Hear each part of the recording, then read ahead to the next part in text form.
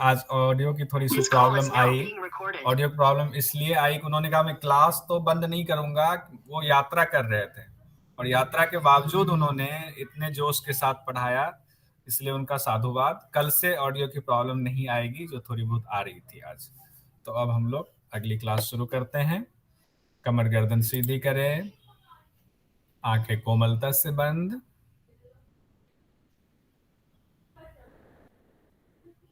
लंबी गहरी श्वास लेंगे, धीरे धीरे छोड़ेंगे।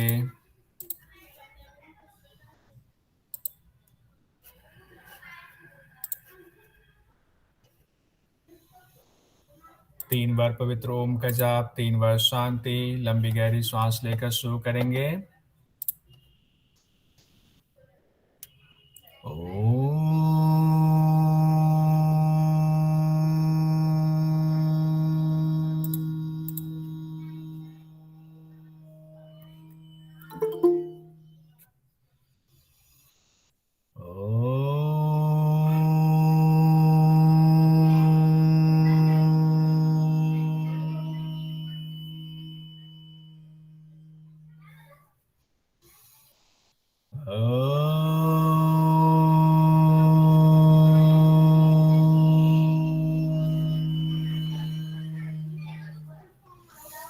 शांति शांति शांति।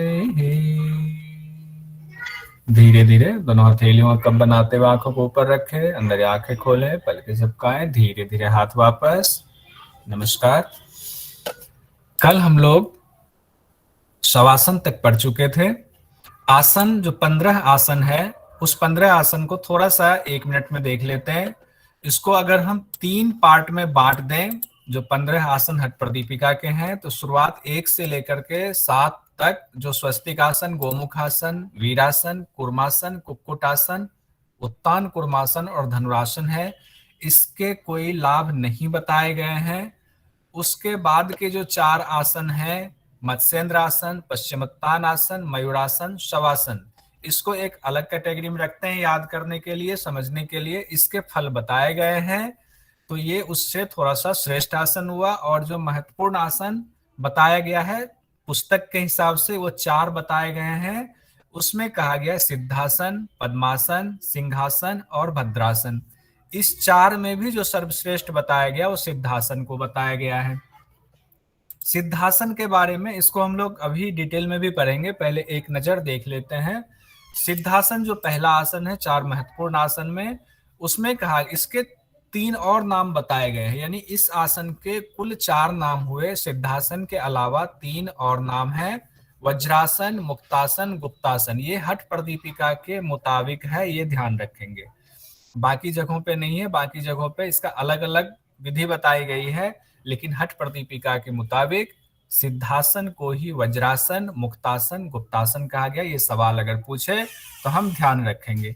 इसमें भी सिद्धासन के 2 तरीके बताए गए हैं करने के। एक कहा गया है कि मत्स्येंद्र नाथ ने जो बताया वो तरीका है, और एक अन्य गुरुओं का मतानुसार है, उसको भी बताया गया, वो भी हम लोग पढ़ेंगे। इसी में कहा गया है कि 72,000 नाड़ियों की शुद्धि होती है, मल जो है वो शुद्ध होता है किससे? सिद्धासन से। सिद्धासन के बारे में ये भी कहा गया है कि 12 वर्ष तक अभ्यास करने से सिद्धि मिलेगी, निष्पत्ति और उन्मनी की प्राप्ति होगी। निष्पत्ति एक तरह से क्या है? समाधि की स्थिति है। उसके बाद दूसरा आसन जो पद्मासन है, उसके भी 2 प्रकार बताए गए हैं करने की। एक मत्स्येंद्र नाथ के हिसाब से विधि बताई गई है, और दूसरी विधि भी एक जो है मतांतर मत्स्येंद्र नाथ के अलावे जो योगियों का मत है उस हिसाब से बताई गई है। इसमें कहा गया है कि प्राण और अपान वायु को एक करने की बात कही गई है पद्मासन के दौरान। और उसके बाद तीसरा आसन हमारा है सिंहासन, और चौथा भद्रासन। सिंहासन से सवाल ये आता है, किस आसन को श्रेष्ठ योगियों द्वारा पूजित किया गया है? पूजित शब्द जो है वो शब्द से सवाल हमारा निकलता है, तो इसको ध्यान रखेंगे, ये बहुत इंपॉर्टेंट है सिंहासन में, एग्जाम नेट जेआरएफ के दृष्टि से। अब आगे हमारा भद्रासन है। भद्रासन में ये महत्वपूर्ण है कि इसी का दूसरा नाम गोरक्ष आसन भी कहा गया है। और इसमें से जो सवाल आगे आता है, कहा गया है ब्रह्मचारी, मिताहारी, त्यागी और योग परायण, ये कई बार दे देता है मिलान करने के लिए। तो ब्रह्मचारी, मिताहारी, त्यागी, योग परायण, अगर ये चारों गुण किसी में है, वो 1 साल तक अगर अभ्यास करे तो उसको सिद्धि मिल जाती है भद्रासन में। उसके बाद हम लोग आहार पढ़ेंगे, उसी में मिताहार की चर्चा है। मिताहार का क्या कहा गया है, किस तरह का भोजन मिताहार है, उसको भी देखेंगे। अब हम लोग पहले आते हैं थोड़ा शास्त्र में क्या कहा गया है, देखते हैं। हम लोग 34वें श्लोक पर आते हैं। थोड़ा सा इसको और बढ़ा दिया जाए। हाँ, 34वां है जो हम लोग कल देख चुके हैं। एक सेकंड, बस एक सेकंड।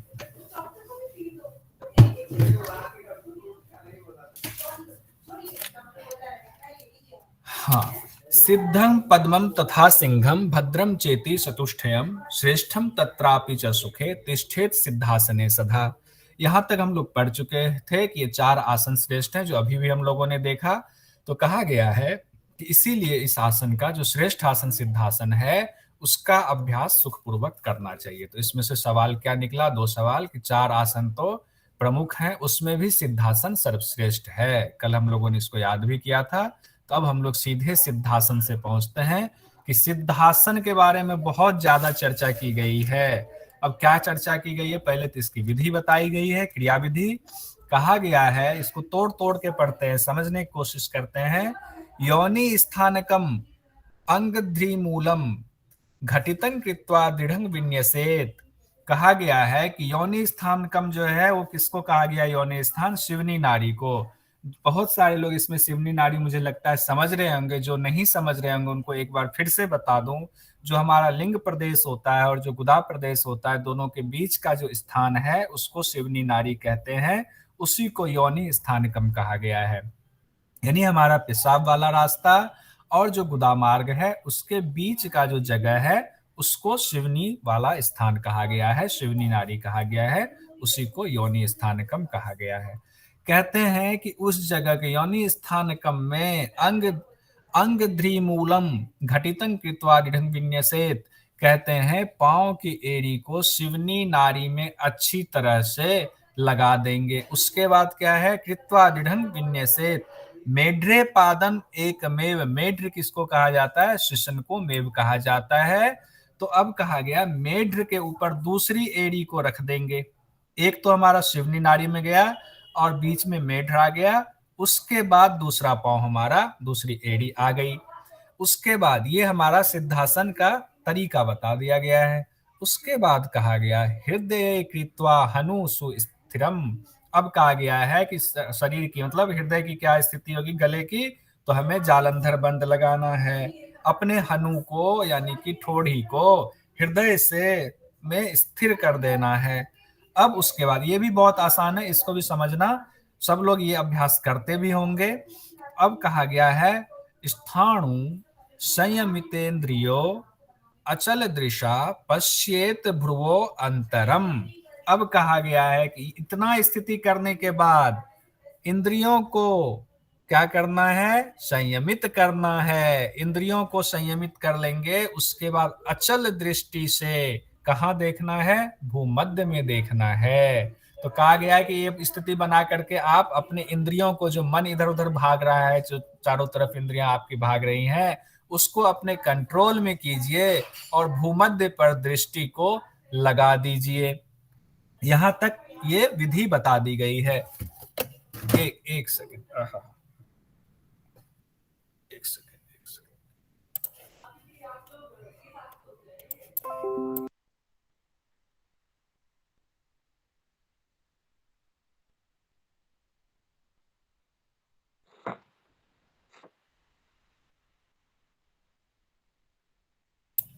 अब यहां तक कहा गया है कि एड़ी लगा दिया हमने और हमने चिबुक लगा लिया और उसके बाद हम अचल दृष्टि से भूमध्य पर देख रहे हैं।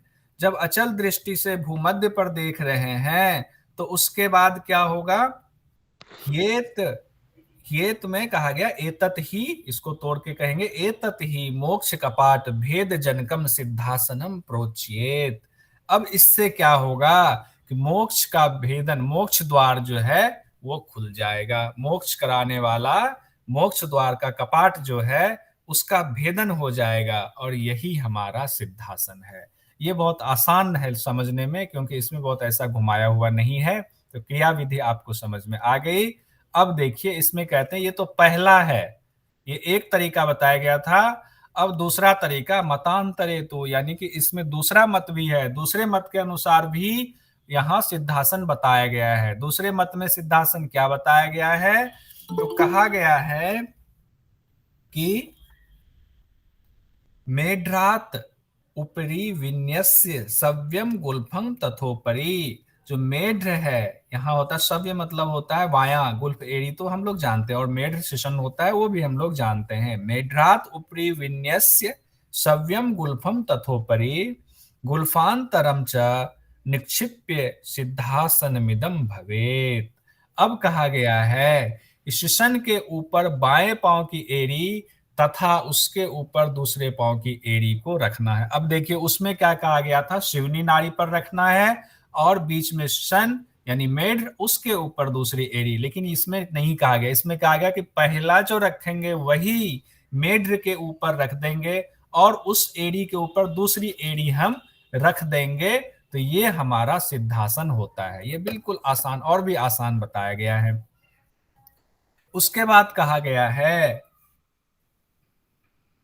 हाँ, अब कहा गया है पश्चात, पश्चात वाला यहाँ पे आ गया, गुल्फांतरन वाला आ गया 37। हाँ, बाद में कहा गया है, दूसरे मतों में भी सिद्धों का है, उसमें कहा गया पश्चात वाला, पश्चात बाद वाला जो मत है वो अन्य, पश्चात मुक्त अन्य सिद्धम, वो अन्य सिद्धों का मत है। और पूर्व में मत्स्येंद्र मतम, जो पहले कहा गया वो मत्स्येंद्र का है। तो अभी अगर कहीं एग्जाम में पूछ दे कि मत्स्येंद्र नाथ के हिसाब से किस तरीके से बताया गया है, तो पहला वाला जो इसमें सिद्धासन की स्थिति बताई गई है, जिसमें शिवनी नाड़ी और मेढ्र बीच में, उसके ऊपर फिर हमारी दूसरी एड़ी, तो वो वाला जो है मत्स्येंद्र नाथ का है। और ये वाला जो कहा गया है दूसरा मत में, ये किसी और योगी का है। तो ये ध्यान रखेंगे। उसके बाद स्थिति आती है, दूसरे मत के अनुसार हम लोगों ने देख लिया और इसमें क्लियर भी कर दिया, पहला मत मत्स्येंद्र आसन का है, दूसरा मत जो है अन्य सिद्धों का है। अब कहा गया एतत् सिद्धासनं प्राहु अन्ये वज्रासन, जो अभी हम लोगों ने देखा था, इनका अलग अलग नाम है सिद्धासन का, यानी 4 नाम हो गए। सिद्धासन के अलावे 3 और नाम है। कहा गया एतत् सिद्धासनम प्राहु अन्ये वज्रासनम विधु। यहाँ प्राहु का अर्थ होता है विशेष रूप से कहना। तो कहने को ही 3-4 अलग अलग शब्द यहाँ इस्तेमाल किया। पहला शब्द प्राहु इस्तेमाल किया गया, दूसरा शब्द विदु इस्तेमाल किया गया है, तीसरा शब्द का किया गया मुक्तासनं वदयन्ते वदंती एके, तो वदंती शब्द इस्तेमाल किया गया है। उसका फिर प्राहु 2 बार इस्तेमाल किया गया। तो उसका अर्थ एक ही है, कहना, बस उसको अलग अलग स्टाइल में कहा गया है।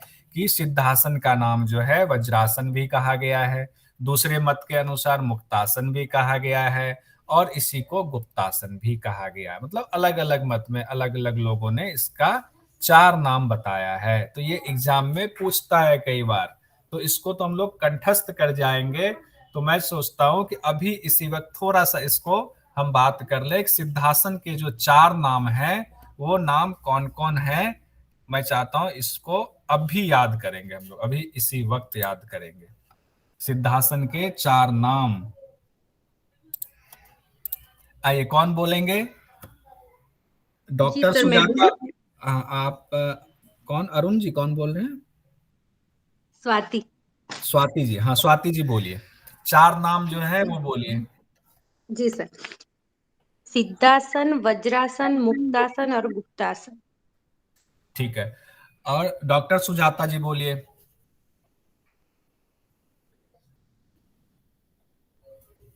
सुजाता जी। सर मैं बोल। कल्याण। अरुण जी बोलिए। सिद्धासन, वज्रासन, मुक्तासन, गुप्तासन। मुक्तासन गुप्तासन तो एक जैसा सुनने सुनने में लग रहा है, मुक्त गुप्त। तो मुक्त गुप्त हो गया, कौन मुक्त हो गया, कौन गुप्त हो गया? सिद्धासन वज्रासन। याद करने के लिए इस तरह से भी कुछ बोल सकते हैं। बंटी कुमारी जी बोलिए एक बार इसका नाम, चारों याद रहना चाहिए। जी सर, बताइए। सिद्धासन, वज्रासन, मुक्तासन गुप्तासन। मुक्तासन गुप्तासन तो है ही, सिद्धासन और वज्रासन हो गया। सिद्धासन, वज्रासन, मुक्तासन, गुप्तासन। डॉली राज सिंह, डॉली जी। जी सर, जी सर, वज्रासन, मुक्तासन, गुप्तासन ये और किस सिद्धासन, ये चार चारों नाम है। सिद्धासन तो है, सिद्धासन के अलावे वज्रासन, मुक्तासन, गुप्तासन। डॉली जी जैसे पहली क्लास में थे एक्टिव, इसमें भी एकदम एक्टिव रहना है। अब बहुत अच्छा, आप MDYA से जुड़ी हुई है, आपसे पहले भी घेरन संहिता आपने पढ़ा हुआ है। ऋतु तोड़ी जी बताइए। सिद्धासन, मुक्तासन, वज्रासन एंड गुप्तासन। हाँ, बहुत बढ़िया। संतोष महतो जी। सिद्धासन, वज्रासन, मुक्तासन, गुप्तासन। ये चार नाम बताए गए हैं। प्रिया जी। जी सर। बोलिए। वज्रासन, मुक्तासन। हाँ ठीक है, आवाज में थोड़ी सी प्रॉब्लम है, कोई बात नहीं। ठीक है, यहां से हम लोग अब आगे बढ़ते हैं। ये सब यहीं पे याद करेंगे तो होगा, नहीं तो बाद के भरोसे तो कुछ भी नहीं हम लोग पढ़ पाते हैं। हाँ, जो सीरियस होकर पढ़ लेंगे तो नोट्स बनाएंगे तो उस समय जरूर याद आता है, लेकिन नोट्स बनाने में ध्यान रहता है तो हम उसको ध्यान में अपने चित्त में नहीं बिठा पाते हैं। अब कहा गया चार नाम बताए गए हैं। अब आगे कहा गया है श्लोक में, हाँ कुछ छूटा तो नहीं, एक लगता है एक श्लोक बीच में रह गया है। हाँ ये है ना, यमेशु इव, यमेश्व का इसको तोड़ेंगे, यमेशु इव मिताहार अहिंसा नियमेशु इव मुख्यम सर्वासनेषु एकम सिद्धा सिद्धासनम विदुः। अब इसमें कहा गया, ये भी बहुत इंपॉर्टेंट है, यहाँ पे इतना इंपॉर्टेंट सवाल मिल रहा है नेट जीआरएफ के हिसाब से कि हमें सबको देखना है, सबको मनी मन रिपीट भी करना है। कहे हैं यमों में मिताहार, यम में कौन सा है मिताहार, क्या है यम में मिताहार श्रेष्ठ कहा गया है, यम में मिताहार और नियम में अहिंसा। तो ये सवाल आता है कि यम में क्या है उत्तम, तो मिताहार, और अहिंसा किसमें है नियम में। तो मिताहार और अहिंसा मुख्य सर्वासनेषु एकम सिद्धा, उसके बाद कहते हैं सिद्धासनं विदुः। अब कहते हैं जिस प्रकार यमों में मिताहार नियमों में अहिंसा श्रेष्ठ है, उसी प्रकार सिद्धों का सिद्धासन भी सभी आसनों में महत्वपूर्ण है। तो यहाँ से तीन सवाल निकलता है। एक सवाल तो हम लोग कई बार पढ़ चुके हैं, सिद्धों का सिद्धासन सभी आसनों में महत्वपूर्ण है, सिद्धासन को सबसे महत्वपूर्ण बताया गया, ये सवाल हम लोग समझ चुके हैं। लेकिन दो जो सवाल उधर है, यमों में मिताहार श्रेष्ठ है, नियमों में अहिंसा श्रेष्ठ है, ये भी दोनों ध्यान में रखेंगे। अगला हम लोग पढ़ते हैं, चतुर्शीति पीठेषु सिद्धमेव सदा अभ्यसेत। मुझे लगता है इसको पढ़ने से पहले इसको भी हम लोग उस पर लिख ही लेते हैं।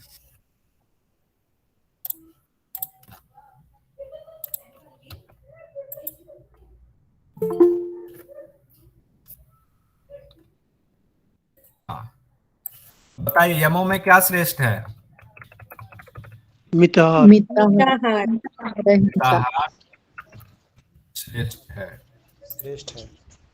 और नियमों में नियम अहिंसा। अहिंसा श्रेष्ठ है।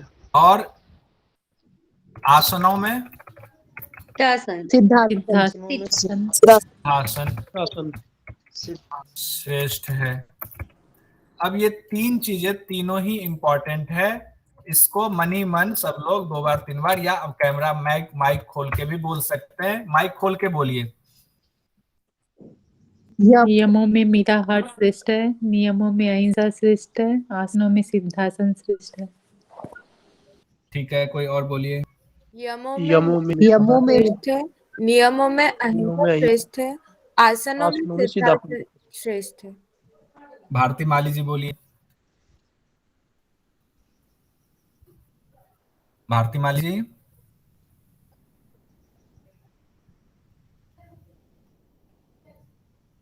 कोई नहीं। पुंडीक जी। यमों में मिताहार, नियमों में अहिंसा, आसनों में सिद्धासन। क्योंकि यही सवाल जब वहां पूछ दिया जाएगा ना, ध्यान में अगर हमने पढ़ा तो था, अब अभी नहीं आ रहा है, नहीं आ रहा है, नहीं आ रहा है, कहीं यम में अहिंसा तो नहीं आ जाएगा, नियम में मिताहार तो नहीं आ जाएगा, नहीं, यमों में मिताहार। जब मुंह से बोलेंगे ना तो हमारी इंद्रियों को याद रहता है, कई इंद्रियां एक साथ काम करती है, हमारी बोलने वाली वाक इंद्रिय भी काम करती है, तो हमें ज्यादा गवाह मिल जाता है और स्मृति में छप जाता है वो चीज।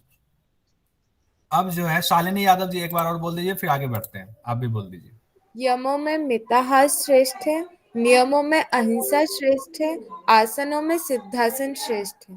ठीक है, मुझे नहीं लगता कि यहाँ से कोई भूलेंगे। अब कहा गया है चतुर्शिति पीठेषु सिद्ध में सदा अभ्यसेत द्वासप्तति सहस्त्राणांग नारीणांग मल शोधनम। यानी कि अब कहा गया है कि जो 84 आसन बताए गए हैं, 84 आसन की चर्चा पहले थी कि भगवान शिव ने जो 84 मुख्य आसन बताए हैं उनमें केवल सिद्ध आसन का ही सदा अभ्यास करना चाहिए। क्यों? क्योंकि ये सर्वश्रेष्ठ आसन है। और उसका रीजन भी बताया गया है कि क्यों सर्वश्रेष्ठ है, क्योंकि इससे शरीर में 72,000 नारियों का 12 सप्तति सहस्त्रानम द्वासप्तशती सहस्त्रानम यानी कि 72,000 नारियों का मल शोधन होता है। तो कहीं सवाल इसमें से ये भी आ सकता है कि हठ प्रदीपिका के अनुसार कितनी नारियों की चर्चा है, हठ प्रदीपिका में कितनी नारियों की चर्चा कही गई, तो 72,000 नारियों के मल शोधन की चर्चा कही गई है। अब सवाल दूसरे तरह से भी आ सकता है, हठ प्रदीपिका के मुताबिक 72,000 नारियों का मल शोधन किस आसन से होता है? सिद्धासन होगा, सिद्धासन, सिद्धासन से होगा। यहां से हम लोग अब आगे बढ़ते हैं। अगला आसन हमारा है, सॉरी, अब इसी अभी हम लोग सिद्धासन ही देखे, सिद्धासन को सबसे श्रेष्ठ बताए, इसीलिए उसकी चर्चा भी विस्तृत रूप में की गई है। अब कहा गया है आत्मध्यायी मिताहारी यावत 12 वत्सरम, तोड़ करके पढ़ रहे हैं, आत्मध्यायी मिताहारी यावत 12 वत्सरम सदा सिद्धासना अभ्यासात योगी निष्पत्ति आपनुयात। कहा गया है कि जो आत्मध्यायी है, जो आत्मा का ध्यान करने वाला, आत्मध्यायी मतलब जो हमेशा आत्मा का ध्यान करता है, मिताहारी जो कम भोजन करता है, अभी मिताहार की चर्चा आएगी, यावत 12 वत्सरम, उसको कितना समय लगता है? यावत 12 वत्सरम का क्या अर्थ हुआ? 12 साल। बहुत अच्छा। यानी कि आत्मध्यायी मिताहारी जो है वो 12 साल तक अगर अभ्यास करता है, जो योगी यानी साधक 12 वर्षों तक नियमित रूप से आत्मा का ध्यान करता हुआ, मर्यादित रूप से भोजन करता हुआ सिद्धासन का अभ्यास करता है, उसको क्या होता है? उसको कहते हैं किम अन्य बहुभिः पीठे सिद्धे सिद्धासने सति। अच्छा, पहले ही कहा गया है निष्पत्ति आपनुयात, कहा गया 12 साल तक जो आत्मा का ध्यान करता हुआ, कम भोजन करता हुआ इसका अभ्यास करेगा, किसका? सिद्धासन का अभ्यास करेगा, उसको अपने आप निष्पत्ति आपनुयात, यानी निष्पत्ति की अवस्था अपने आप। निष्पत्ति क्या होती है? कोई बताएंगे निष्पत्ति क्या होती है? क्योंकि सब लोग एमए में पढ़े हुए हैं। केवल्य होता है सर, मोक्ष होता है शायद। बहुत बढ़िया, हाँ, कैवल्य होता है, मोक्ष होता है। निष्पत्ति अवस्था, उसको अगर दूसरे शब्दों में भी कहें तो समाधि का एक रूप है, समाधि की स्थिति तक हम पहुंच जाते हैं।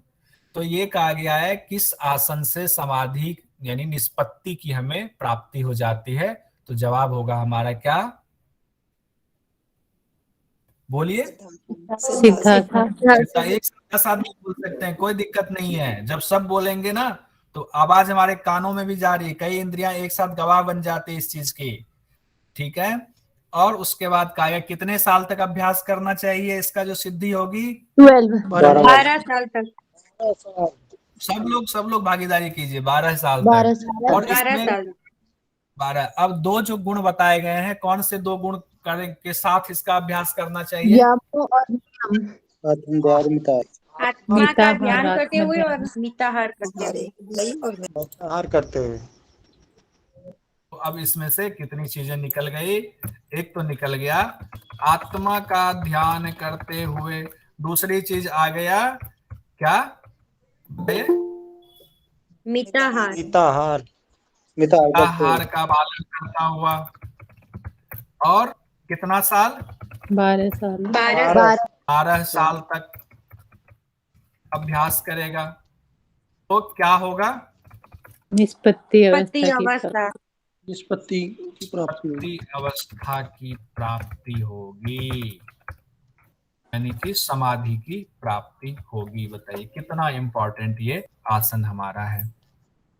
अब कहा गया है कि निष्पत्ति के जब हमें एक आसन से ही निष्पत्ति की अवस्था में हम पहुंच जाते हैं 12 साल करते हुए, तो किम अन्य बहुभी पीठे, कहते हैं क्यों हमें बहुत सारे आसन की जरूरत है। सिद्धे सिद्धासने सती, जब हम ये सिद्धासन को ही सिद्ध कर लें, बहुत सारे आसनों को करने की जरूरत क्या है? तो जिनको आत्मा का दर्शन करना, जिनको मोक्ष चाहिए, हम लोग जैसे आदमी नहीं, जिनको कि पैसा कमाना है और हम जाते हैं बीमारी ठीक हो जाए पेट की, उनके लिए ये चर्चा नहीं है। अगर कहें कि सिर्फ एक आसन से हो जाएगा तो कहेंगे नहीं जी छोड़ो, ये अच्छा योगा टीचर नहीं है। तो बहुत सारे आसन करा दें, उनकी बीमारी ठीक हो जाए तो अच्छा योगा टीचर माना जाता है। अगला कहा गया है प्राणानिलय सावधाने बद्धे केवल कुंभके, यानी कि प्राणवायु जब नियंत्रित हो जाती है तो क्या होता है? केवल कुंभक की अवस्था आ जाती है। यानी प्राण को हम इतना प्राणायाम में, केवल कुंभक हम लोग पढ़ेंगे, प्राणायाम इतना हम लोग करते हैं कि अब हम लोगों को हाथ लगा करके पूरक रेचक करने की जरूरत नहीं है, वो अपने आप केवल कुंभक में होना शुरू हो जाता है। यानी प्राण पे हमारा कंट्रोल हो जाता है, प्राण वायु को। यही उसमें केवल कुंभक में कहा गया है। बाकी और विस्तार से उधर हम लोग पढ़ेंगे। उसमें कहा गया आगे उत्पद्यते निरायासात स्वयमेव उन्मनी कला। अब ऊपर इसमें तीन चीजें आ गई। एक तो निष्पत्ति अवस्था आ गई, केवल कुंभक आ गया, और उन्मनी अवस्था भी कह रहा है, उन्मनी कला की भी जो है इसमें उत्पत्ति हो जाती है। तो क्या हो गया? जब प्राण वायु नियंत्रित होकर के इस अवस्था तक पहुंच जाती है सिद्धासन करते करते, कि केवल कुंभक हम जो है सिद्धि हो जाती, केवल कुंभक की अवस्था तक पहुंच जाते हैं, तब अनायास ही अपने आप ही स्वयं में उन्मनी, अपने आप ही उन्मनी कला उत्पन्न हो जाए। अब उन्मनी कला भी एक समाधि का भेद ही है। उन्मनी कला में भी क्या होता है? चित्त और प्राण जो है वो एक तरीके से परम पद में विलीन होने लगता है। ठीक है, अब आगे हम लोग बढ़ते हैं। तो इसमें तीन चीज आ गई। निष्पत्ति अवस्था भी पूछा जाएगा तो सिद्धासन से जोड़ देंगे। केवल कुंभक जो है हो जाता हमारे कंट्रोल में, और उन्मनी अवस्था आ जाता है अपने आप।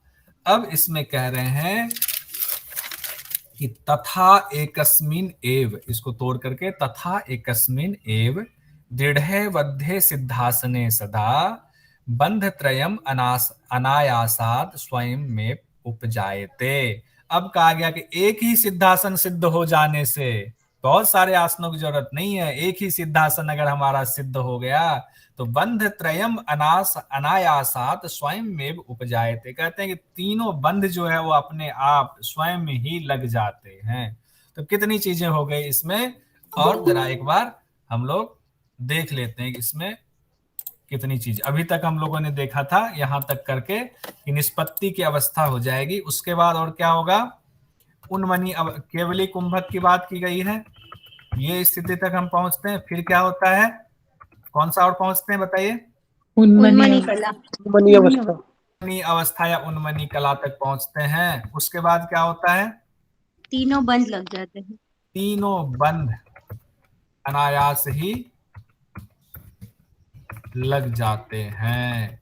अनायास, उसके लिए मैं अनायास का यहाँ मतलब है तीनों बंध तो ऐसे आप भी हम भी लगा सकते हैं, लेकिन यहाँ उसके लिए हमें कोशिश कर, वो हमें वो तीनों बंध पे एक तरह से हमारा कंट्रोल हो जाता है। तो ये इतनी चीजें हमें ध्यान में रखनी है। इसमें से सवाल देखो कहीं से भी पूछ सकता है। ये सिद्धासन का है, सिद्धासन का सवाल, इतने सवाल हैं कि उसमें कुछ ना कुछ हर साल पूछता रहता है। अब आगे बढ़ते हैं। त्रिबंध, बंध त्रय भी नाम दे सकता है। कहां चला गया?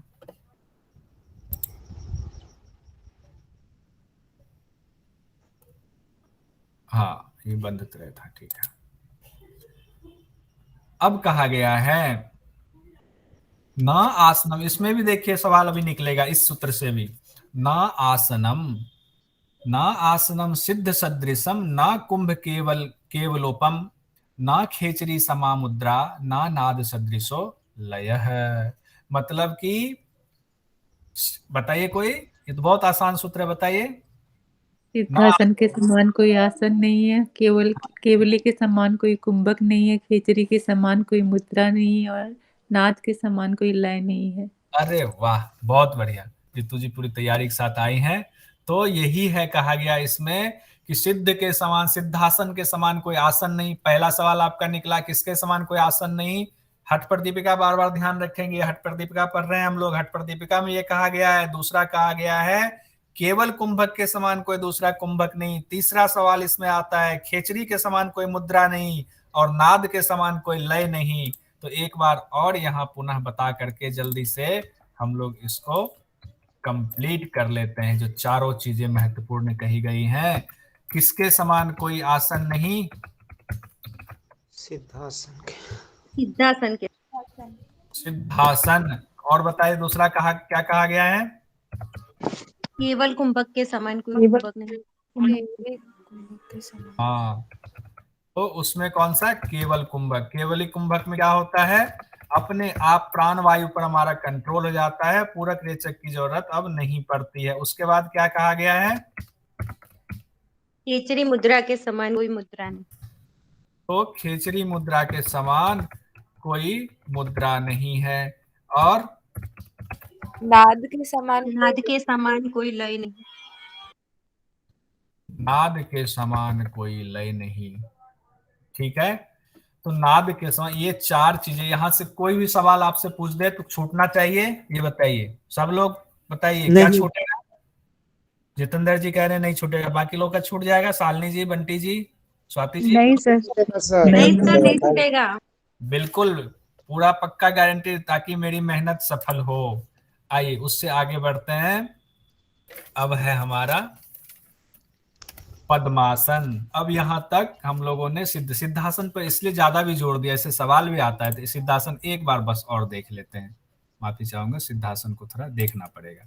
देखिए सिद्धासन में कहा गया, इसका 3 नाम अलग से, यानी 4 हो गए टोटल। सिद्धासन, वज्रासन, मुक्तासन, गुप्तासन। इसके 2 विधि बताए। विधि हम लोग, क्रिया विधि हम लोगों ने देख लिया था। उसमें एक मत्स्येंद्रनाथ का था, एक अन्य सिद्धों का था। उसके बाद नारियों की संख्या 72,000, वो सिद्धासन से मल उसके दूर हो जाते हैं। 12 वर्ष तक अभ्यास करना है। 12 वर्ष तक जो अभ्यास की विधि बताई गई है वो भी हम लोगों ने देखा। कैसे देखा? 12 साल तक अभ्यास होगा तो आत्मा का ध्यान करते हुए, मिताहार का पालन करते हुए, उससे क्या होगा? निष्पत्ति की अवस्था प्राप्त होगी। केवली कुंभक, उन्मनी कला, अपने आप ये सब अनायास ही हो जाता है। तीनों बंध भी अनायास ही लग जाते हैं।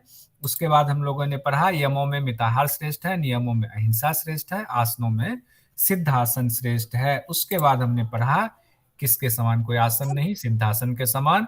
किसके सर? समान कोई? जी, ये जब आप बार बार बोल रहे हो ना कि अहिंसा में वो श्रेष्ठ है, अहिंसा श्रेष्ठ है यम में, नियम में, पर वो तो अहिंसा और मिताहार दोनों तो भी यम में ही तो आ रहे। नहीं, ये आप उसमें क्या कहते हैं, पातंजल योग सूत्र वाला कह रहे हो, इसीलिए ये अलग 10 यम 10 नियम है, उसको पढ़ लेंगे बाद में हम लोग। तो वो दीपिका में भी तो अहिंसा और मिताहार दोनों यम में ही तो आ रहे। इसमें कहा गया नियमों में अहिंसा, यमों में मिताहार। हाँ, पर वो तो यम में आ रहा है अहिंसा तो। उसको अलग से देख लेंगे, कंफ्यूजन क्लियर हो जाएगा। ठीक है, इसको ध्यान रखिएगा प्रीति जी, इसको हम लोग बाद में पढ़ लेंगे। अभी ये वाला रिदम ताकि ना टूटे, तो इसको थोड़ा सा होल्ड पे रखते हैं, लेकिन सूत्र में यही कहा गया है। ठीक है, इसको हम लोग बाद में और क्लियर कर लेंगे, इसमें कोई कंफ्यूजन नहीं रहने देंगे। ठीक है, ठीक है, ठीक है, तो इसको बाद में हम लोग देख लेंगे एक बार, लेकिन अभी उससे आगे अब बढ़ना पड़ेगा। पद्मासन के लिए अब हम लोग आ रहे हैं। पद्मासन में कहा गया है वाम उरु उपरी दक्षिणं च चरणं संस्थाप्य वामं तथा दक्षो उरी परि पश्चिमेन विधिना धृत्वा कराभ्याम दृढ़म। अब यहाँ जो पद्मासन की चर्चा की गई है वो बद्ध पद्मासन की चर्चा एक तरह से की गई है। बद्ध पद्मासन को यहाँ पद्मासन पहला, यानी पद्मासन में भी 2 तरीका बताया गया है। तो यहाँ सिद्धासन हम लोगों ने देख लिया, ये देखिए इसको यहाँ पद्मासन कहा गया है। तो एक बार देखते हैं, और पहले क्रिया विधि में क्या लिखा हुआ है। वाम उरु वाम उरु बाई जंघा के ऊपर, दक्षिणम च चरणम संस्थाप्य, दक्षिण चरणदनी दाहिना पांव स्थापित कर देंगे। उसके बाद बायम तथा दक्षो ऊपरी, बाएं पांव को दाहिने पांव के ऊपर रख देंगे। उसके बाद कहा गया है दोनों हाथों को पश्चिमेन विधिना धृत्वा कराभ्याम दृढ़म, पश्चिमेन मतलब पीछे की तरफ, विधि पूर्वक दोनों कराभ्याम दोनों हाथों को ले जाएंगे और पकड़ लेंगे। क्या पकड़ लेंगे? अंगुष्ठों, दोनों अंगूठों को पकड़ लेंगे। कैसे? अलग अलग, दाहिने से दाहिने वाला, बाएं से बाएं वाला हम पकड़ लेंगे। अब कह रहे हैं हृदय निधाय चिबुकम, अब चिबुक जो हमारा है उसको हृदय पर हम लगा देंगे, यानी कि जालंधर बंध हमने लगा दिया। और दृष्टि कहाँ? नासाग्र, नासाग्र हम लोकयेत, अब नासाग्र आलोकयेत, यानी कि नासिका पर हम दृष्टि लगा देंगे। अब कहा गया एतद व्याधि विनाशकारी यमी नाम पद्मासनम प्रोच्येत। अब कहा गया है कि इससे ये क्या है? व्याधि विनाशकारी है, इसी को पद्मासन कहा गया है। ये तो पहली विधि थी जिसमें कि बद्ध पद्मासन के समान बताया गया है, जालंधर बंद और नासिका पर दृष्टि। तो ये ध्यान रखिएगा, ये एक विधि हो गई। अब दूसरी विधि बताई गई है। दूसरी विधि क्या है? मतांतरे तो, यानी कि दूसरा मत भी है इसका। उसमें क्या कहा गया? दूसरे मत के अनुसार, जो दूसरा मत है ये मत्स्येंद्रनाथ का मत है। जो पहला मत है वो अन्य योगियों का है, लेकिन उधर सिद्धासन में पहला मत था मत्स्येंद्रासन का, मत्स्येंद्रनाथ का, दूसरा मत अन्य योगियों का था।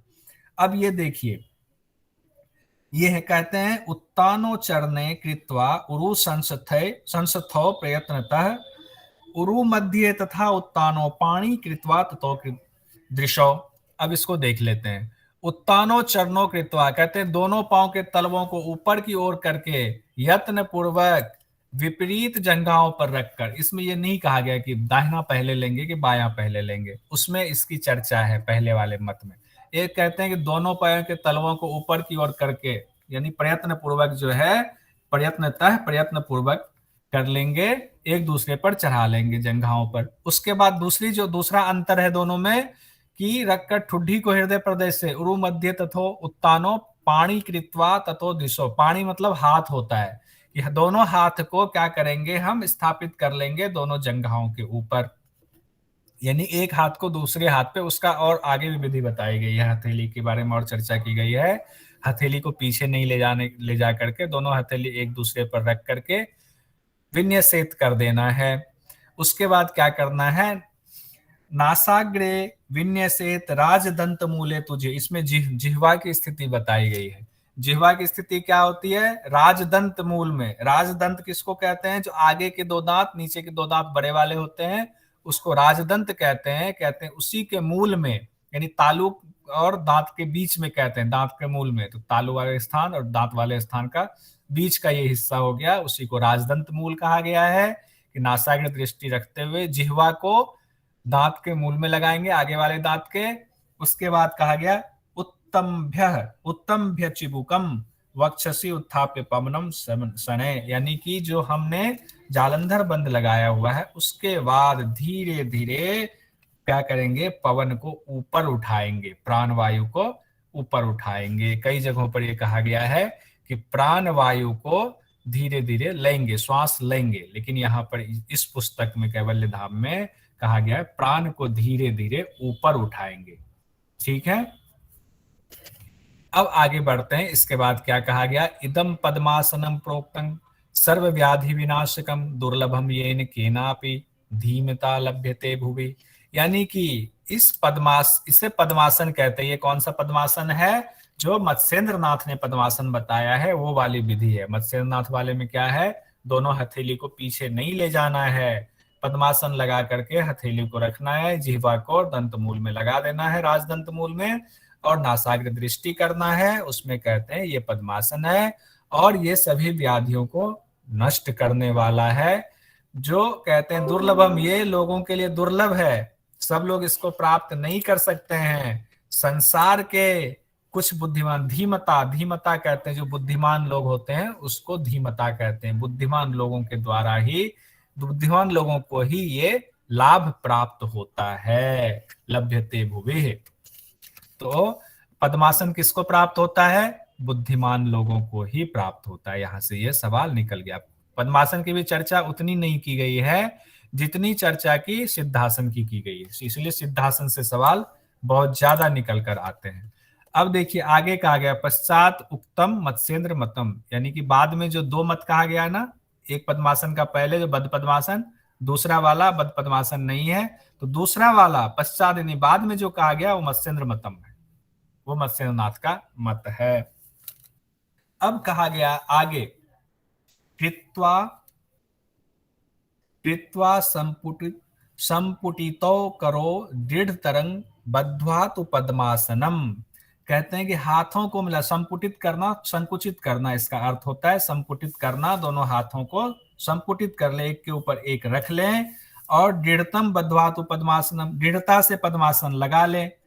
गाढ़ं वक्षासि सानिध्याय, चिबुक को वक्ष पे लगा दे, तो पहले भी कहा गया है कि वक्ष स्थल पे चिबुक को लगा लेंगे। और उसके बाद अब क्या करेंगे, लगा तो लिया, जिह्वा भी हमने लगा लिया, अब क्या करेंगे, कहा गया ध्यायन च तत् चेतसी। अब यहां ध्यान करना है, किसका ध्यान करना है, ध्यायन च तत् चेतसी। चेतसी मतलब चेतन तत्व का ध्यान करना। चेतन तत्व यहाँ ब्रह्म तत्व को कहा गया है। कहता है पद्मासन लगा करके उसके बाद क्या करना है, उस ब्रह्म का ध्यान करना है हमें। उसके बाद ब्रह्म का ध्यान भी किया, और क्या करना है, तो वारम वारम अपान ऊर्ध्वम अनिलम प्रोत्सारयन पूरितम। कहते हैं कि बार बार अपान वायु को ऊपर उठाना है। अपान वायु कहाँ होता है डॉली राज्य, नीचे। के पीछे। हाँ, नाभि के नीचे के भाग। ठीक है। अपान वायु का क्या करना है, ऊपर उठाना है। तो अपान वायु को जब ऊपर उठाते हैं, कभी हम अगर कोशिश भी करते हैं थोड़ा सा भी, हम लोग तो उस स्टेज में पहुंचे ही नहीं है, तो क्या हो जाता है, अपने आप मूल बंद लग जाता है, क्योंकि हमें टाइट करना पड़ता है, ऊपर खींचना पड़ता है, तो मूल बंद अपने आप लग जाता है। तो यहाँ मूल बंद स्वतः लगता है। तो बारंबार क्या करना, अपान वायु को ऊपर खींचने की कोशिश करना है, और उसके बाद इसी के साथ वायु को पूरित करना, यानी कि पूरक भी करना है, और पूरक करके क्या करना है, नियंचन प्राण उपैति, यानी कि नीचे, उधर से नीचे से तो क्या करना, अपान वायु को ऊपर उठाना है, और ऊपर से पूरक करके प्राण वायु को, प्राण वायु कहाँ होता है, प्राण वायु का स्थान बताइए जल्दी से। हृदय। हाँ, हृदय प्रदेश, यानी कि जो श्वास हमने लिया है हृदय प्रदेश वाला, उसको नीचे की तरफ ले जाना है। तो एक वायु को, अपान वायु ऊपर उठा रहे, प्राण वायु नीचे जा रहे हैं, तो बीच में कौन सी वायु होती है, समान वायु। समान वायु, जो नाभि वाला स्थान होता है। तो कहते हैं कि दोनों को वायु को मिलाना है, उपैति, दोनों यानी प्राण और अपान को मिलाना है। गीता में कहा गया है ना, प्राण में अपान का, अपान में प्राण का आहुति देना है। तो वही यही चीज यही कहा गया है, प्राण और अपान को मिलाना है। किस आसन में इसकी चर्चा की गई है हठ प्रदीपिका में, पद्मासन में। और उससे कहा गया अब क्या होगा, बोधम तुलम शक्ति प्रभावात नरह, नरह यानी हम लोग, उनको क्या होगा, कुंडलिनी का प्रभाव वहां पे शुरू हो जाएगा। शक्ति को यहाँ कुंडलिनी से जोड़ा गया है, कुंडलिनी प्रभावित होगी, उससे कुंडलिनी जागृत हो सकती है, और तब क्या होगा, अनुपम तत्व का ज्ञान प्राप्त होगा। बोधम तुलम यानी अनुपम तत्व जो हमारा है उसका हमें ज्ञान प्राप्त होगा। तो पद्मासन भी बहुत अच्छे से बताया हुआ है। जो ये वाला पद्मासन हमने पढ़ा, ये मत्स्येंद्र जो नाथ हमारे रहे हैं वो उनका ये मत है, और ऊपर वाला जो था वो दूसरे सिद्धों का था जिसमें बद्ध पद्मासन की चर्चा की गई है।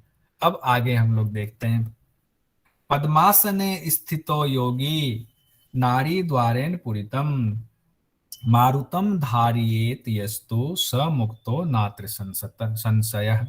कहते हैं कि पद्मासन में स्थित जो योगी हो गए हैं वो पुरित वायु को रोक लेते हैं, नारी द्वारेण पुरितम, जो वायु को पुरित करके रोक लेते हैं, मारुतम धारियेत अस्तु यानी कि धारण कर लिया मारुत वायु को, स मुक्तो नात्र संशय, उनको मुक्ति मिल जाती है, मोक्ष मिल जाता है, इसमें कोई संशय नहीं है। ये पद्मासन का बताया गया है लाभ। अब सिंहासन कहा गया है। सिंहासन में कहा गया है, क्योंकि आज ये कंप्लीट करना ही करना है, तो सिंहासन में कहा गया है गुल्फो च वृषणस्य अधः सीवन्या पार्श्वयोक्षिपेत दक्षिणे सव्य गुल्फम तु दक्ष गुल्फम तु सव्य के। सव्य मतलब होता है बायां, सव्य मतलब क्या होता है? बायां। सव्यसाची नाम भी है, अर्जुन का एक नाम है सव्यसाची, क्योंकि वो बाएं हाथ से तीर चलाते थे। अब कहा गया है गुल्फो चौविशन। अब जो दोनों एड़ी है ना, गुल्फो या दोनों एड़ी, उसको विषण में, वृषण हमारा जो अंडकोश है उसके पास, शिवनी नाड़ी के पास दोनों तरफ, सिद्धासन में शिवनी नाड़ी ठीक बीचों बीच लगाना था। ये कहते शिवनी नाड़ी के यानी वृषण के दोनों तरफ, शिवनी नाड़ी के दोनों तरफ, दोनों शब्द इस्तेमाल किया गया है कि पार्श्व में, शिवनी के पार्श्व में, वृषण के दोनों तरफ दोनों गुल्फ को रख देना है। लेकिन कैसे रखना है, अब आगे बताते रखना कैसे है। तो रखना ऐसे है कि दक्षिणे सव्य गुल्फम, कि दहिना वाला आरी जो है वो बाई तरफ आ जाए, और दक्ष गुल्फम तो सव्य थे, और बाई वाला दाहिने मतलब उल्टा कर देना है। तो इसका फोटो एक बार देखता हूं, ऐसे समझ में नहीं आएगा थोड़ा सा। ये सिंहासन, हम लोग सिंहासन में, हाँ ये यहाँ पे भी ठीक से नहीं दिखाया गया है। ये जो बैठी हुई ना, एक दूसरे, एक एड़ी दूसरी तरफ, ये इधर क्रॉस हो गया है, क्रॉस करना है, क्रॉस करके बैठना है। ठीक है, मुझे लगता है इसमें कोई दिक्कत नहीं होगी समझने में। क्रॉस करना समझ गए ना? जी सर। क्रॉस किया गया है यहाँ दोनों। उसके बाद कहा गया क्रॉस करके हम बैठ गए। अब आगे क्या करना है, अगला सूत्र आते हैं, हस्तो तु जानवो संस्थाप्य स्व अंगुली संप्रसार्य च। कहते हैं कि दोनों हाथों की उंगलियों को, हाथों को क्या करेंगे, घुटनों पर रखकर उसको फैला देंगे। दोनों हाथों को घुटनों पर रखकर फैला देंगे हाथों की उंगलियों को। उसके बाद क्या कहा गया है, व्यात वक्त्रो निरीक्षेत नासाग्रं तु समाहितम। व्यात वक्त्रो मतलब, वक्त्र होता है मुंह, और व्यात मतलब खोल लेंगे, मुंह को खोल लेंगे, निरीक्षेत नासाग्र नासिका पर दृष्टि ले जाएंगे, और अच्छी प्रकार से समाहित मतलब स्थिर कर देंगे। तो ये कितना आसान हो गया कि दोनों एड़ी को हम दोनों तरफ क्रॉस करके रख लेंगे, हमारे अंडकोश के दोनों साइड में, शिवनी नाड़ी के दोनों तरफ वो स्थापित हो जाए। उसके बाद दोनों हाथ घुटनों पे रख के उंगलियों को फैला देंगे, अच्छे से पकड़ लेंगे, और उसके बाद हम क्या करेंगे, आराम से मुंह को खोल लेंगे और नासिका पर दृष्टि स्थिर कर लेंगे।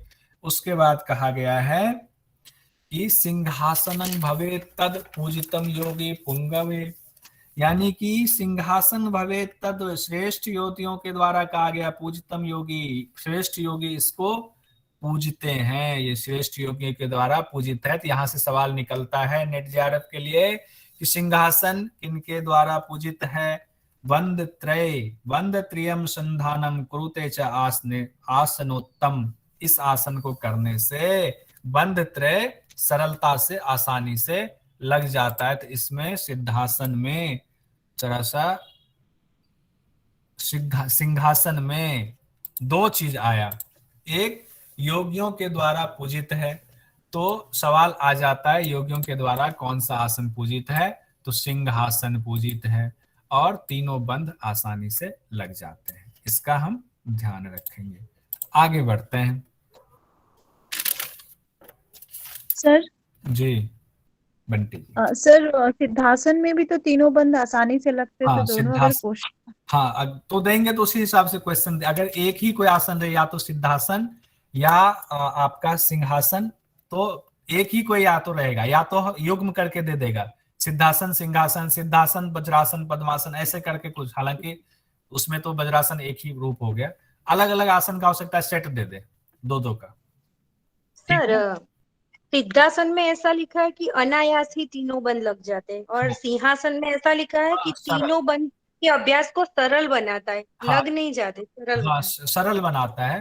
तो ये भेद समझ गए स्वाति जी, बहुत अच्छा।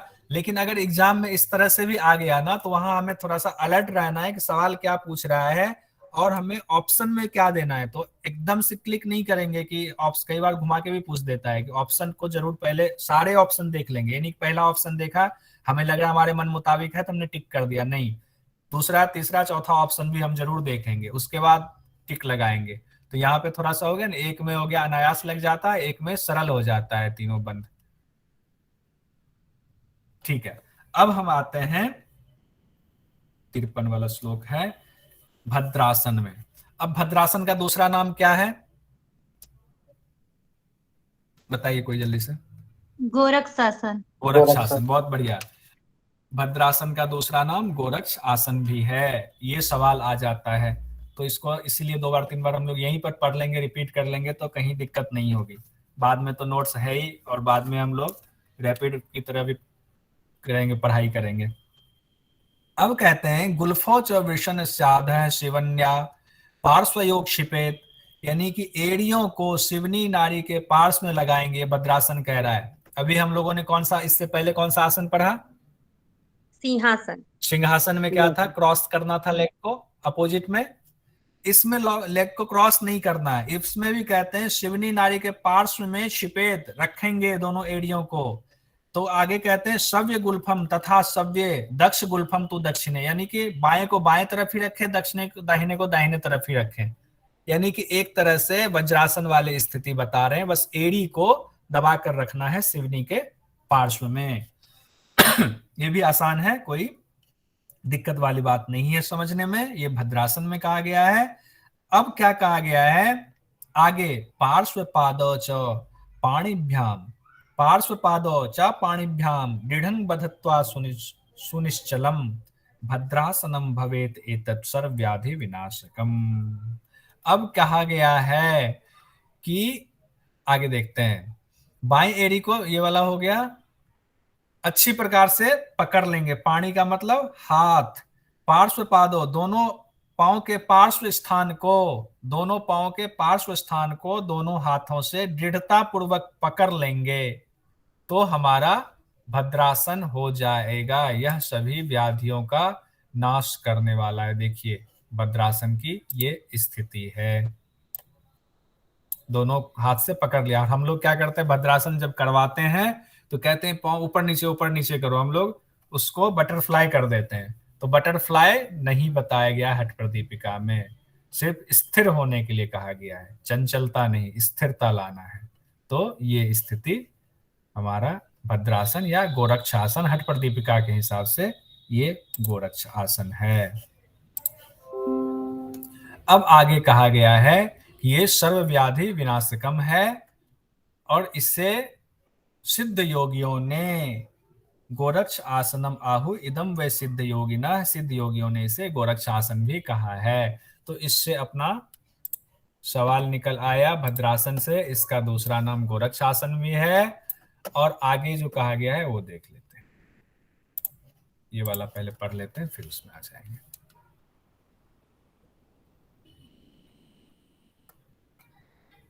हाँ, ये कहा गया है एवं आसन बंधेशु योगिंद्रो विगत श्रम, कहा गया है कि इस प्रकार आसन का अभ्यास करने से थकान दूर हो जाती, विगत श्रम, योगियों का थकान इस आसन को करने से दूर हो जाता है। और क्या कहा गया है, अभ्यसेत नारिका शुद्धि, नारियों की, अच्छा, अब नारियों की शुद्धि तथा मुद्रा आदि प्राण की क्रिया का अभ्यास इसके बाद करना है। तो जब थकान मिट जाएगा उसके बाद कहा गया है कि उत्तम साधक क्या करें, नाड़ी शुद्धि और मुद्रा और प्राणायाम का अभ्यास करें इसके बाद। तो ये सीक्वेंस दे दिया कि पहले इसको करके थकान तो मिटा लो भद्रासन करके, उसके बाद नाड़ी शुद्धि करना, फिर मुद्रा का अभ्यास करना, फिर प्राण का अभ्यास कर लेना। उसके बाद कहा गया है आसनम, छूट तो नहीं गया कुछ,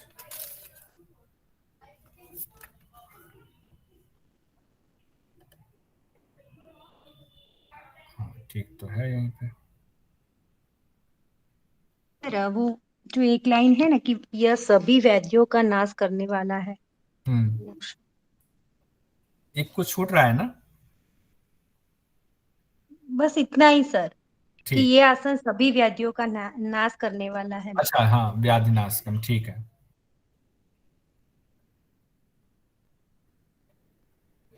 ठीक है, कहा गया आसनम कुंभकम चित्रम मुद्राख्यम कर्णम तथा अथ नादानुसंधान अभ्यास अनुक्रमो हठे।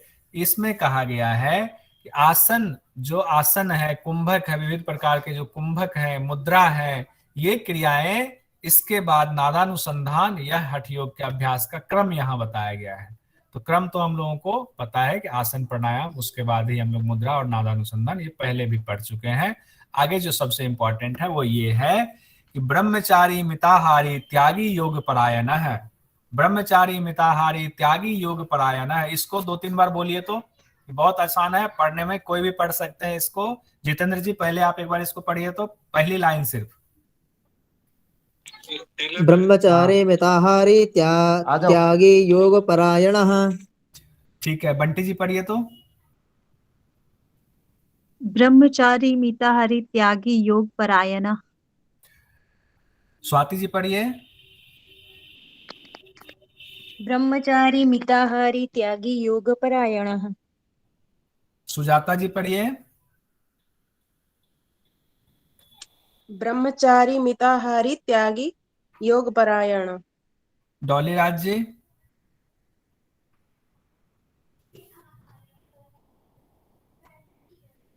ऋतु जी। ब्रह्मचारी मिताहारी त्यागी योग परायणः। ठीक है, तो ये 4 शब्द इसलिए बार बार पढ़वा रहा हूं कि ये इंपॉर्टेंट है कि ब्रह्मचारी मिताहारी त्यागी और योग परायण, ये चारों लोग, ये चारों गुण जिसके अंदर होंगे, अब दात ऊर्ध्व भवेत सिद्धो नात्र कार्या विचारना, यानी कि ऐसे साधक जिनके अंदर ये 4 गुण होंगे वो 1 वर्ष या उससे थोड़ा ही अधिक समय में सिद्धि प्राप्त कर लेगा। कौन से आसन की सिद्धि प्राप्त कर लेगा? भद्रासन। भद्रासन की सिद्धि प्राप्त कर लेगा। तो ये सवाल आता है हमारा, तो इसको एक बार और पीटी में देखते हैं कि ब्रह्मचारी मिताहारी त्यागी और योग परायण, ये 1 साल में या थोड़ा सा ज्यादा समय में भद्रासन में सिद्धि पा लेता है। ये हमारा यहाँ तक कंप्लीट हुआ। अब आगे देखते हैं आगे क्या है। हाँ, आगे हमारा आहार का आ जाता है। तो आहार अब करें क्या? 9:30 होने वाला है। सर कल करेंगे, आज क्वेश्चन आंसर कर लेते। हाँ, क्वेश्चन आंसर करना ज्यादा उचित रहेगा हमारा। बार बार क्यों आ जाता है? हाँ ठीक है, इसको पहले प्रेजेंट करना बंद करें। ठीक है, आइए सब लोग आज मैसेज में जवाब देंगे। मुद्रा में सबसे श्रेष्ठ मुद्रा कौन सा है? खेचरी मुद्रा। अब लिखिए, टाइप कीजिए अगर टाइप कर सकते हैं तो, अगर कहीं सफर कर रहे हैं तो अलग बात है। हाँ, रितु जी का सबसे पहले है, अरुण यादव का खेचरी जी, सुजाता खेचरी, प्रीति पाटिल जी खेचरी, शालिनी यादव जी खेचरी खेचरी खेचरी, यानी कि मुद्रा में सर्वश्रेष्ठ खेचरी मुद्रा है। ठीक है, आसन में सर्वश्रेष्ठ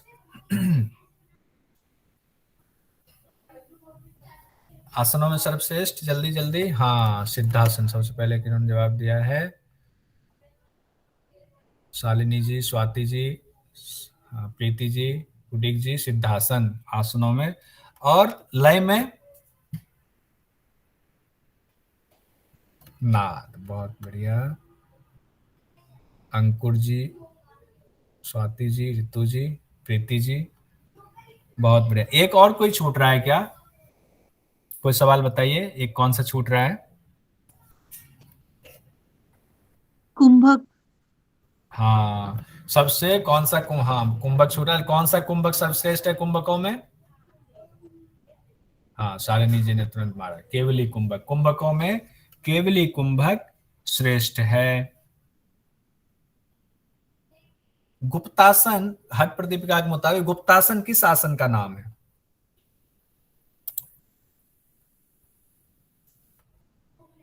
वाह, तो थोड़ी सिद्धासन। अरुण यादव जी, हाँ ठीक है, वज्रासन भी कहेंगे, लेकिन अभी सिद्धासन कह सकते हैं, सिद्धासन, लेकिन चूंकि मुख्य में है तो उसको आंसर में लिखेंगे तो ज्यादा अच्छा रहेगा। ठीक है, सिद्धासन के अलावे इसके और कितने नाम बताए गए हैं? बहुत बढ़िया, 3 और नाम बताए गए हैं। सुजाता जी, सुजाता जी, लगता है टाइपिंग मिस्टेक तो नहीं हो गया जल्दी से लिखने में? सुजाता जी, सिद्धासन के 4 नाम हैं, सिद्धासन के अलावा 3 और।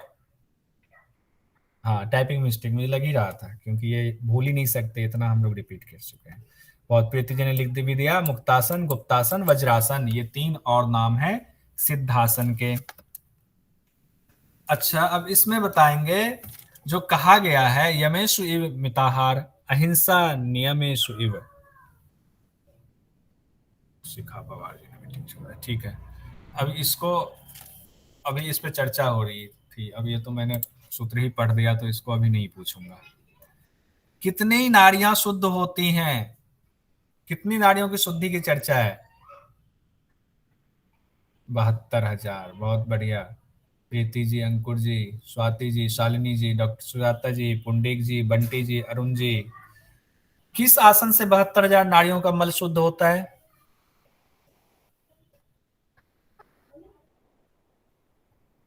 पुंडिक जी सिद्ध से, रितु जी सिद्ध से, प्रीति जी सिद्ध से, डॉक्टर सुजाता जी सिद्ध से, अंकुर जी सिद्ध से। सिद्धासन से 72,000 नारियों का मल शुद्ध हो जाता है। 2 अभ्यास करने से, सिद्धासन को सिद्ध करने के लिए 2 गुण होने चाहिए साधक में। वो कौन से 2 गुण होने चाहिए? जल्दी बताइए, थोड़ा सा मैंने जानबूझ करके टेढ़ा पूछ दिया है। 2 गुण होने चाहिए सिद्ध करने के लिए। अरे वाह, ये भी बता दिया आपने। आत्मज्ञान नहीं प्रीति जी, आत्मा का ध्यान करने, आत्म ध्यान। हाँ ऋतु तोड़ी जी, आत्म ध्यान, मिताहार, मिताहार आत्म ध्यान, आत्मा का ध्यान। पंडित जी एक और मिताहार भी उसमें जोड़ेंगे, मिताहार आत्म ध्यान। बहुत बढ़िया सुजाता जी, शालिनी जी। और जब ये 2 गुण होगा तो कितने साल लगेंगे? 12 साल। प्रीति जी, अंकुर जी, अरुण जी, जितेंद्र जी, ऋतु जी, तो स्वाति जी, बहुत बढ़िया। 12 साल लगेंगे। और 12 साल में जब ये 2 तरह के गुण के साथ सिद्धि मिलेगी तो क्या होगा? अपने आप क्या आ जाएगा? हाँ अंकुर जी, आपका भी ठीक है, बंध भी आ जाए, निष्पत्ति अवस्था भी आ जाएगी। 3 बंध और निष्पत्ति अवस्था।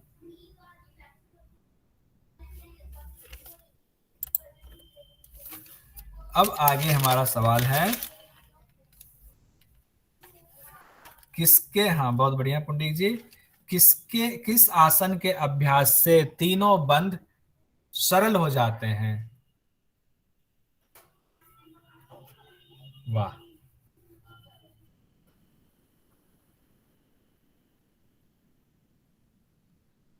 गोरक्ष सिंह, ठीक है, ठीक है, उसी को सिंह कहा गया है। बहुत बढ़िया।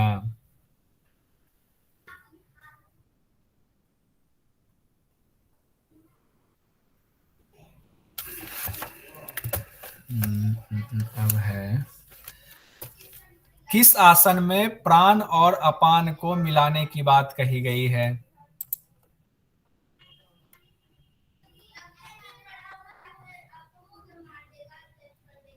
बंटी जी बहुत बढ़िया, पद्मासन। ऋतु जी पद्मासन, पुंडिक जी पद्मासन, प्रीति जी, शालिनी जी, अरुण जी, बहुत बढ़िया। जितेंद्र कुमार शर्मा जी, बहुत बढ़िया। पद्मासन में प्राण और अपान को मिलाने की बात कही गई है। किस आसन में कुंडलिनी के प्रभाव की बात कही गई है?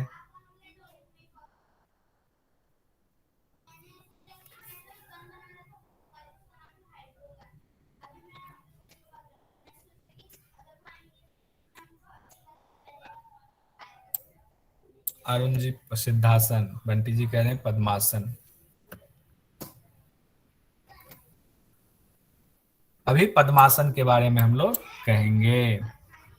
कहा गया था ना, बोधम तुलम शक्ति प्रभावात नरः, ये पद्मासन में कहा गया है। ठीक है, अब आगे हम लोग एक सवाल और, सिंहासन से एक सवाल पूछ लेता हूं।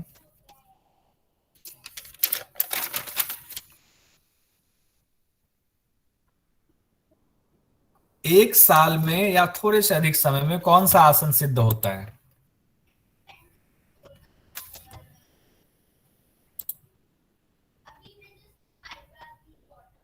भद्रासन।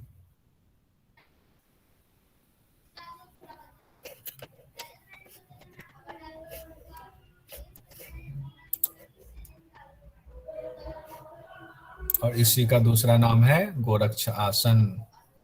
अंकुर जी, स्वाति जी, प्रीति जी, बंटी जी, सुजाता जी, पुंडीक जी, जितेंद्र जी, धर्मेंद्र जी, अंकुर जी, बंटी जी, अरुण यादव जी। भद्रासन, गोरक्षासन, दोनों में से कोई भी नाम हम कह सकते हैं। अब यहाँ तक हमारा भद्रासन वाला तकरीबन भद्रासन तक हमारा कंप्लीट हो गया है। अब एक है भद्रासन के अभ्यास को सिद्ध करने के लिए एक योगी में कौन कौन से गुण होने चाहिए? चारों गुण लिखिए। स्वाति जी थे, मतलब सुपर फास्ट आप तो। ब्रह्मचारी, मिताहारी, त्यागी, योग परायण। वाह, पहले से टाइप किया हुआ था क्या आपने? बहुत अच्छा, पहले से भी किया था तो भी आपको साधुवाद। प्रीति जी, ब्रह्मचारी, मिताहारी, त्यागी, योगी। बहुत बढ़िया। अरुण जी ने भी लिख दिया पूरा। धर्मेंद्र जी ने भी ब्रह्मचारी, मिताहारी, त्यागी और योग परायण। डॉक्टर सुजाता जी ने भी लिख दिया ब्रह्मचारी, मिताहारी, त्यागी और योग परायण। रितु तोड़ी जी, ब्रह्मचारी, मिताहारी, त्यागी और योग परायण। योग परायण योगी नहीं, रितु जी योगी नहीं, योग परायण। योगी हो गया तब तो समाधि जिनको मिलती उनको योगी कहता है, अभी हम लोग योगी नहीं है। योग परायण मतलब योग का अभ्यास करने वाला, एकदम नियम तरीके से चलने वाला, योग परायण। गुरु जी, योग परायण साधक नहीं होता जी? साधक, बिल्कुल साधक होगा, योगी नहीं होगा। योगी तो जब हमें लक्ष्य की प्राप्ति, योगी है। योगी समझो मंजिल है, मंजिल मिल गई तब हम योगी हुए, अभी हम योगी नहीं। साधक के 3 हुए ना जी फिर तो ये? जी, साधक के तो 3 हो गए ना जी, 3 गुण, ब्रह्मचारी, मितारी और त्यागी। हाँ, चौथा हो गया ना ये योग परायण कहा गया। जी, डॉली जी का कुछ हाथ उठा रही, कहिए। डॉली जी, गलती से हाथ उठा लिया। ठीक है, आज हम लोगों का ये, कल हम लोग आहार और आहार से फिर आगे बढ़ेंगे। आहार भी छोटा सा है और आहार पे प्रथम अध्याय। ये नोट्स जो आपने पीपीटी से दिखा रहे थे उसको शेयर कर देंगे प्लीज। वो आज भी मेरे पास कई लोगों का फोन आया था, तो मैंने ये कहा कि एक काम करते हैं ना, जैसे 4 अध्याय है ना, तो एक एक अध्याय कंप्लीट होता जाएगा ना, तो एक अध्याय का नोट्स एक साथ भेज देंगे। ठीक है, ओके सर। जैसे एक उपदेश कंप्लीट हुआ ना, तो एक अच्छे से बना करके फिर मैं वो शेयर कर दूंगा। सब दूंगा, एग्जाम में कोई दिक्कत नहीं। जी सर। ठीक है सर, ये चौथा वाला जो बताया था अभी आपने, लास्ट वाला भद्रासन का, हाँ, उसमें संस्कृत में 1 ईयर के बाद सिद्ध होगा के लिए क्या शब्द यूज किया 1 ईयर के लिए? हाँ, एक सेकंड। 1 ईयर के लिए यहाँ इस्तेमाल किया गया है अबदात ऊर्ध्व भवेत सिद्धो। हाँ, अबदात ऊर्ध्व भवेत सिद्धो नात्र कार्य विचारणम विचारणा। इसमें देख लेते हैं, PDF में देखते हैं, मैं शेयर करता हूँ एक सेकंड। नहीं, आपने जो बोला सही बोला, इसमें 1 ईयर को क्या कौन सा वर्ड यूज किया गया मुझे नहीं समझ बोला गया है। अब हाँ, अबदात ऊर्ध्व भवेत सिद्धो, भवेत सिद्धो मतलब सिद्ध हो जाएगा। तो उसका अर्थ 1 साल ही सिर्फ नहीं कहा है, 1 साल या थोड़ा ज्यादा, मतलब उसके आसपास कहा गया, अबदात ऊर्ध्व। ठीक है, ओके सर। ये वाला था ना, कितना नंबर? 66 वाला था। अच्छा नहीं, इससे ऊपर है। ठीक है, हो गया, कोई नहीं। अब एक आदमी कोई डॉली जी, डॉली जी हैं क्लास में?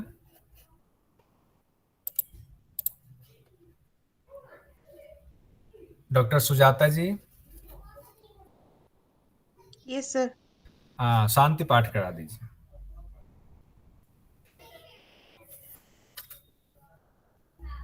कोई भी ध्यानात्मक आसन में बैठ जाइए। दोनों हाथ को ज्ञान मुद्रा, कमर गर्दन सीधी रखे, आंखें सहजता से बंद करें। Deep inhalation and exhalation.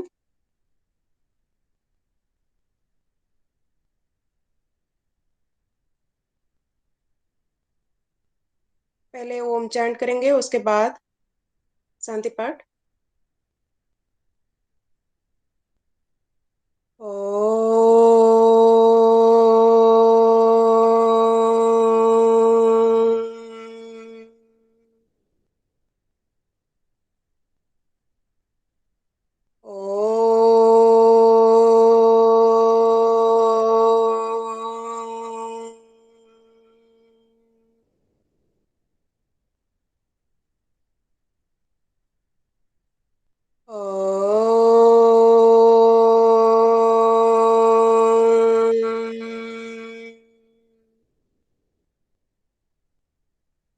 ओम सर्वे भवन्तु सुखिनः, सर्वे सन्तु निरामया, सर्वे भद्राणि पश्यन्तु, मा कश्चित् दुःखभाग् भवेत्। ओम शांति शांति शांति। दोनों हाथ को अच्छे से रब करें।